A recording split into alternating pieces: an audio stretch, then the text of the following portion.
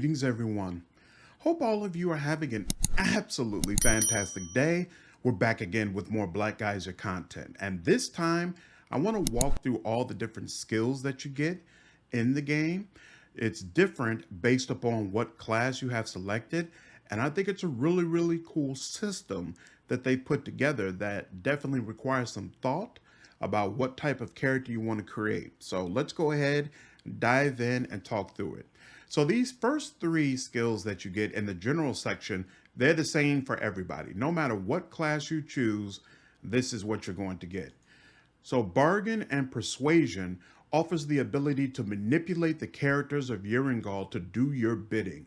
Points in this skill will help you reach favorable prices with vendors and unlocks more options in dialogue.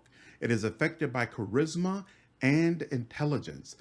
This skill, I'm about 5, maybe 6 hours into the game. This skill has come up a ton of times already. So definitely well worth your time to invest in this. There's a lot of opportunities, even outside of bartering. There's just a lot of opportunities to persuade people to see things in a different way. And it's been very advantageous. So would definitely recommend either you or one of your party members invest in this to make sure you're competent. Learning and Research offers the ability to read various texts, scrolls, and recipes. Scrolls can then be cast or recorded into spellbooks, while recipes can be learned and added to the compendium, affected by intelligence, focus, and modifiers. So I would say this is also very important. You get a ton of recipes in this game for different powders or potions that you can create. You don't want all that stuff littering your inventory. So being able to copy it and add it into the compendium and ensure that you'll have it available for when you need a particular potion or powder, definitely very useful for you. And then finally, Brewing and Drying offers the ability to craft potions and powders from various ingredients collected throughout Yerengal. Potions can mostly be consumed for a set of positive effects or healing, while powders can be thrown at or planted on enemies for a set of negative effects or damage. Crafting potions and powders from advanced ingredients or at higher heat levels will require investing some points into this skill, affected by intelligence, dexterity, focus, and modifiers. Again, very important, well worth investing into. I'm going to assume you could ignore this if you wanted to, but one of the things I really like about it is you can put on an option where your party will automatically use potions and powders. So even if you have a ton of powders sitting around, you don't have to think, okay, is this a good situation to use it? You could just turn on the option and let your party members go ahead and throw a powder on because it's the right time or things of that nature. At least that's what it seems like they're going for in game. I haven't been in enough battles yet to tell you that that actually works the way that they have intended, but just the fact that that seems to be what they're going for, where you can set it up that party members will be able to take advantage of certain situations. I really like the whole system that they're going for, and I'm definitely going to be investing heavily in this so that I could dive into the system and determine its efficacy. Okay, so those are the skills that all the class members get.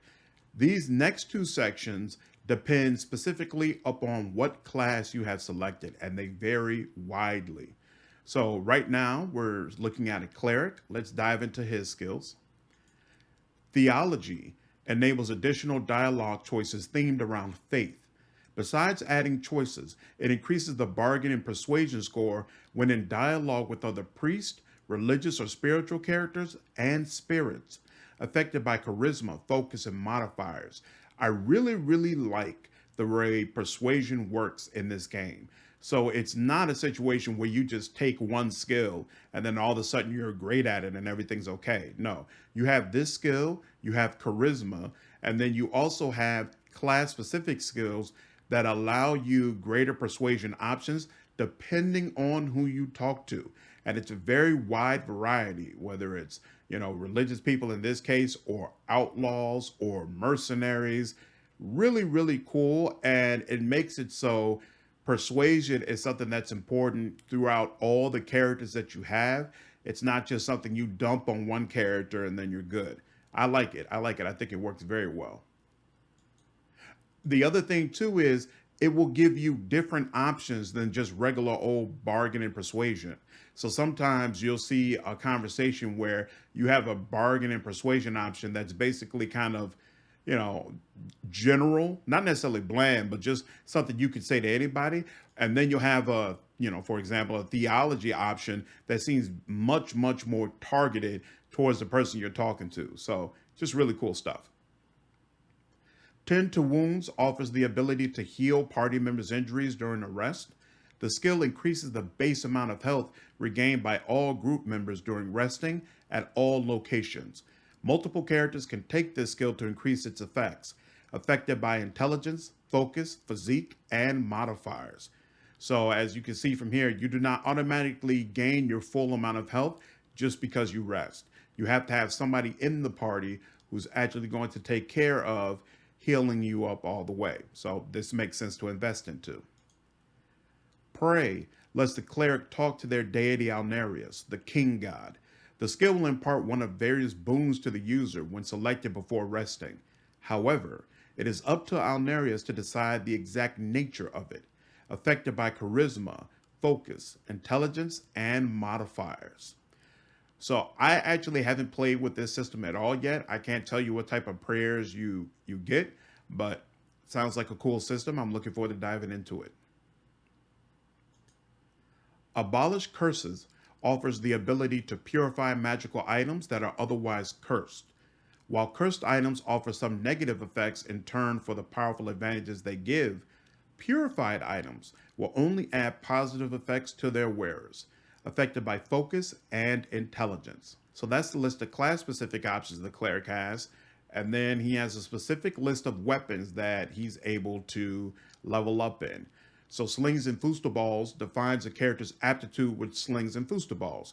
Slings and Fustibals increase the user's aim and accuracy with them. Slings are very fast weapons, while Fustibals are fast.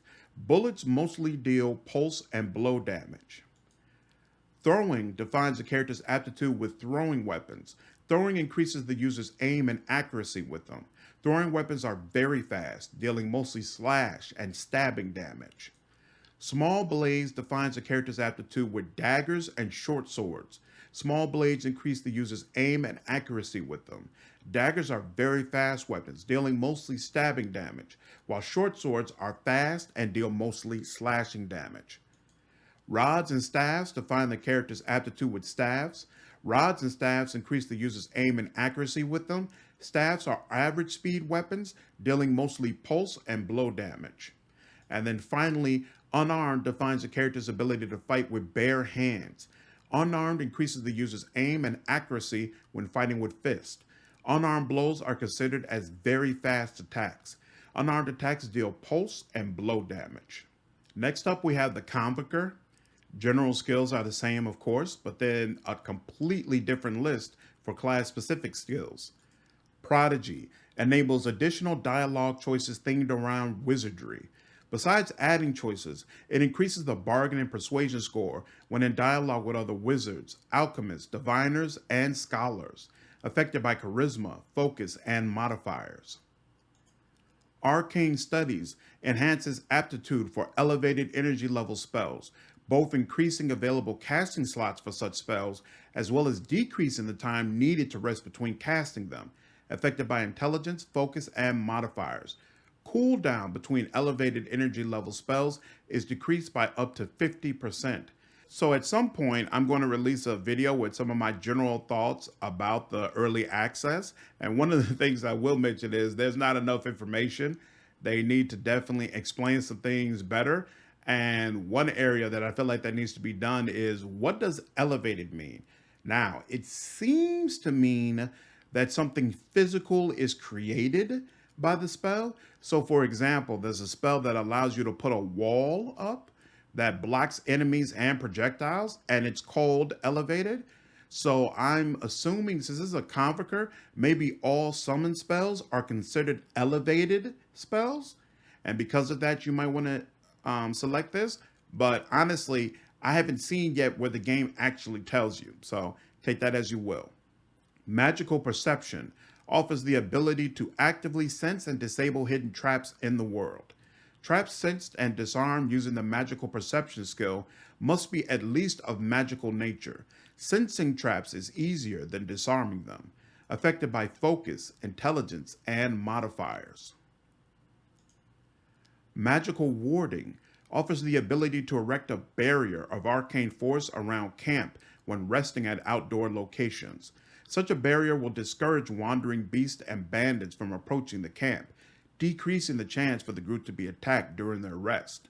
Affected by focus and intelligence, decreases the chance for an ambush and the minimum distance needed from hostile creatures to rest by up to 50%. Woo-hoo-hoo. That is very, very nice. Okay. And then they get the same list of weapons that the cleric gets access to. Next up is the druid. So they get the same general skills. Most of their class specific skills are the same as a cleric, except they also get dream.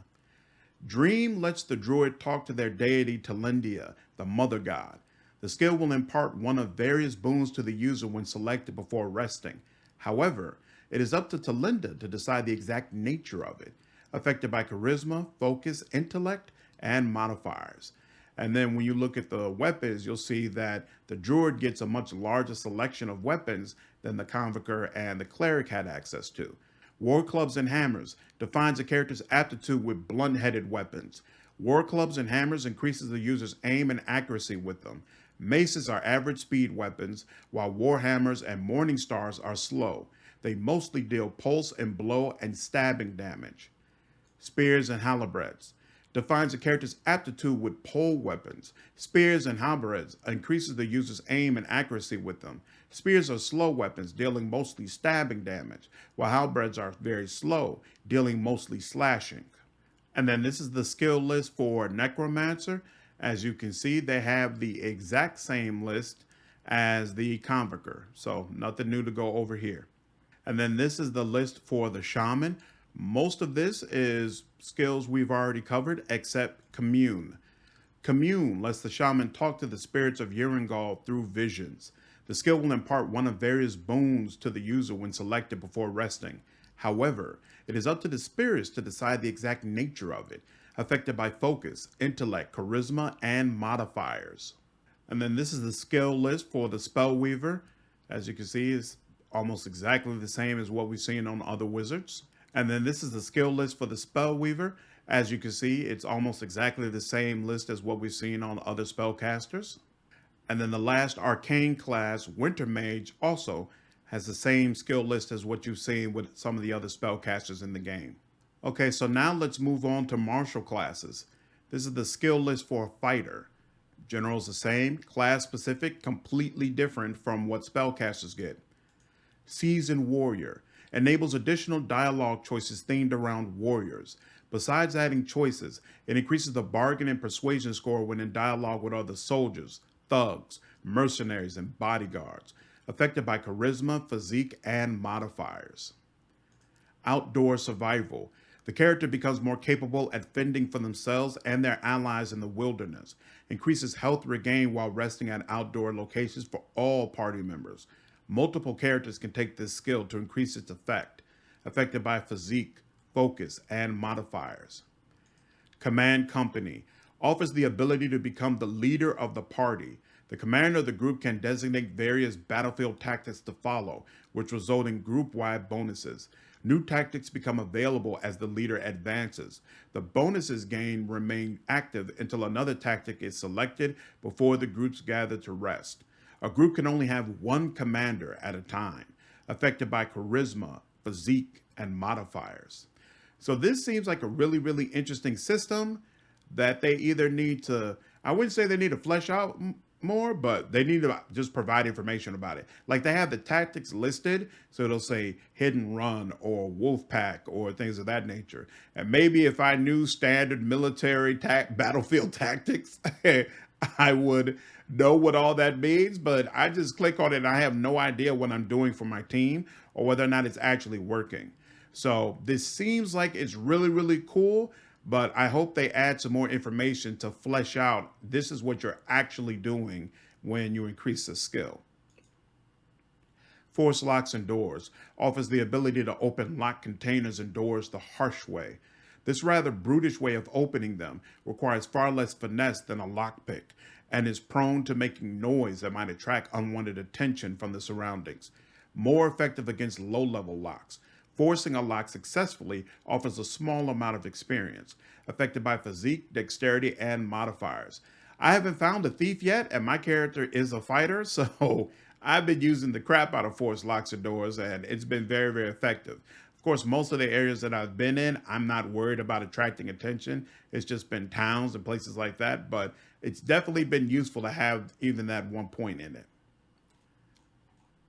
And then as you can see, the fighter gets a large list of weapons that is available to him.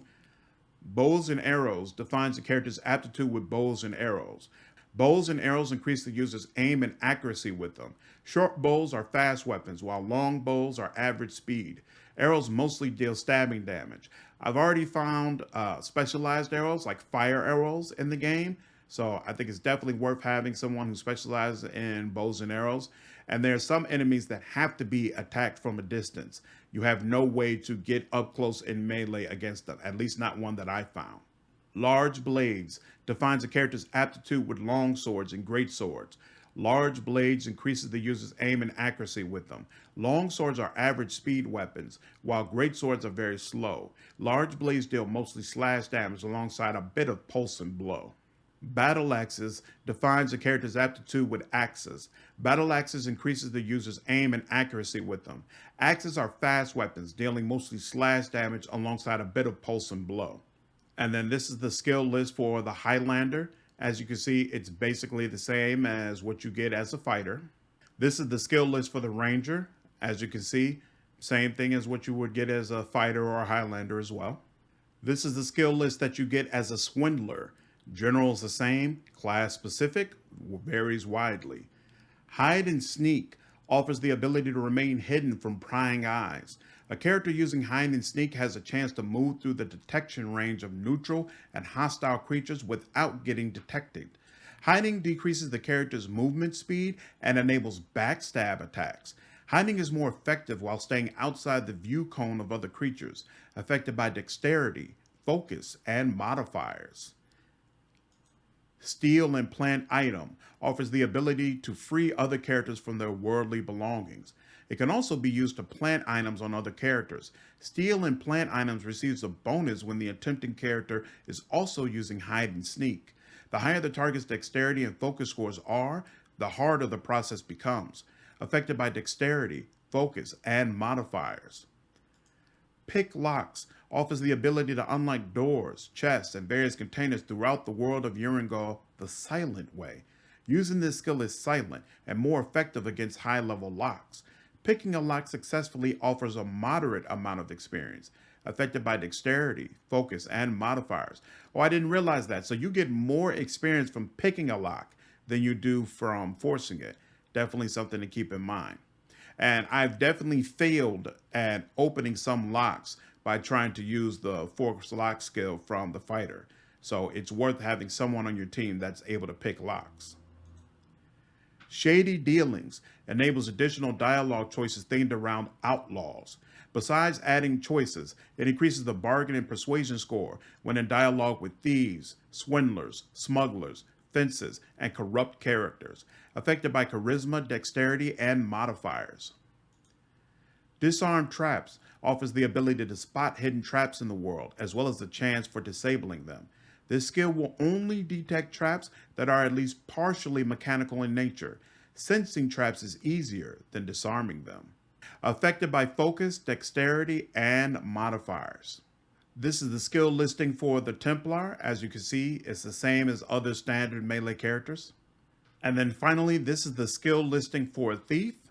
And as you can see, it matches pretty much exactly the skill listing that you get as a Swindler. All right. And that is the full list of skills that you can get for characters you create in Black Geyser. I hope between this and the other videos I've dropped, you have a clear idea of what some of your options are in character creation. As I said before, once I actually finish with early access, I'll circle back and try to go through what I feel like are the really important things to focus on and what I found to be effective during my playthrough. But for now, hopefully this information empowers all of you. If you enjoyed this video, please leave me a like down below and subscribe to the channel if you haven't already. I will see you all in the next video. Take care.